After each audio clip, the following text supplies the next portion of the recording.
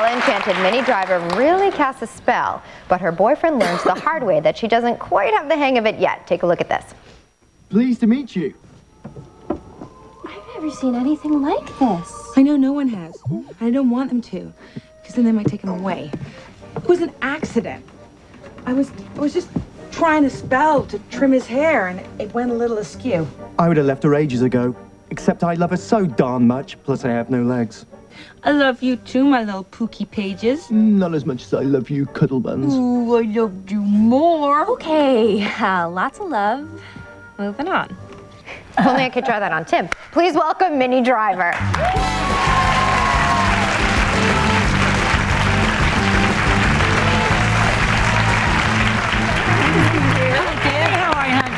You got the line memo. We did exactly. Nice to see you. Nice to see you.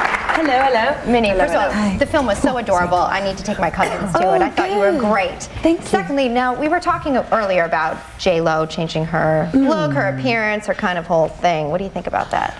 I think it's odd to be congratulated for being a normal person. I find that very strange, the notion of, I'm going to stop asking for ridiculous perks and I want you to applaud me and like me more and I'll just be a regular person. It's like, we're all regular people. It's sort of, I don't know, I find it... You find it strange? I find it strange and odd that we should feel glad and happy and yummy about that.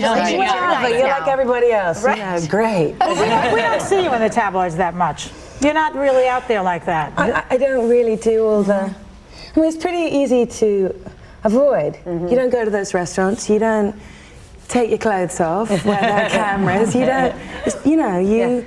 There's a lot of whining about how hard it is, the notion of being a celebrity, and you do get your picture taken, but you can avoid it. You can avoid it quite more than you'd think. Right. I do it quite well, I think. Yeah, you do quite well. Absolutely. In this movie, you cast a spell on your boyfriend to keep you apart. But in real life, that spell kind of goes awry and things go bad. He ends up in a book and can't go anywhere.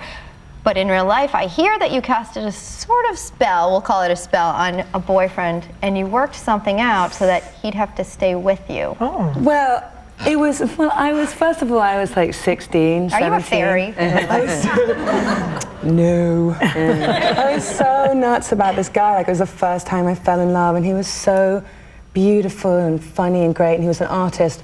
And we dated for a little while, and then he dumped me really unceremoniously, and in that kind of cruel high school way, just didn't want to talk to me, and didn't tell you why. Didn't tell me why. Had no closure. So I wanted closure, and I was like, what can I do? And I saw this poster up in school that they said they needed a model for the life class. So you're an art class, nude. Yeah. So they needed a nude model, and I was like, he's in that class. I want him to look at me and remember what. I want him to know what he's missing. So I signed up for the model, so I was the model. So I would sit there and for like 5 hours a day, like the poor guy had to sit there and like draw me. Like the pictures, I looked like Were you completely naked? Yeah, I was. So did it work? You see, it's very progressive. Did it work? No, it didn't work. He was furious. I mean, it's a pretty obsessive, weird thing to do. I think it's very creative. But you annoyed him enough that it worked. That's good. For you. Exactly. It made me feel better. That's what it's about. That's exactly right. I have to tell you, I was at the movie Sunday. It was wonderful, but we went to the party afterwards, and you didn't know my daughter happened to be making cookies where you were. Oh, no way. And she came home and she said, because I had to leave early, and she said, Minnie Driver, she really does like kids. She's really nice. And that was so sweet. You are a nice person, Minnie, but the movie is a departure for you. You don't normally do these kind of movies. Well, this is for young adults, and it's a fairy tale. You're creating like a body of work in your life, your career. You don't want to just do one thing. You want to do lots of things, and it's like doing when I did Tarzan. It's like for the kids that I hope to have one day. It's like you want to have like a a broad spectrum, not just one thing. Yeah. You're not just a comedian, you're not just a dramatic actress. You do things for family. Well, some kids. people wouldn't agree with that. They would say, oh, I'm not going to make a movie like that because it'll ruin my chances of making a movie like this. You're not of that school. No, I just refuse to subscribe to the notion of it being so conditional. It's like, we're not all one thing. I'm neither funny nor a pain. I'm a pain and I'm a funny pain star. Yeah. And that's why, remember when she put on weight for what was that first movie you made? Circle of Friends. Circle of Friends. Yeah. Do you remember that film where you were chubby in that movie? Definitely, and people were weirded out by when, you know, they'd meet me and I wasn't fat anymore. Yeah. Whatever. It's like, people like to put you in a box and make them feel safe. Absolutely. And it's, you can't do that. Well, it's very clear that you are playing Lorraine totally for me on Will and Grace, because she may be the wildest, craziest, sexiest chick I've ever seen. You guys take a look. What are you doing? You scared me half to death. Well, what are you doing? I mean, it's the middle of the night. I know that. I'm drunk, not stupid. Now keep it down. I've had a very rough night. I had to walk 140 blocks back from the Yankee Stadium after I lost your limo. You lost my limo? Oh, relax. I didn't misplace it. I lost it in a bet. I mean, who knew Hideki Matsui could hit the baseball further than me? I love it. Lorraine and Karen are so great together. Please tell me you're staying. You're coming back many times. You know, it's always just, it's like one of those things. I never really know. Like, they'll write something and say, hey, do you want to come do this storyline? And I'll come back. I think I've done quite a few now, and it's fun to just surprise people.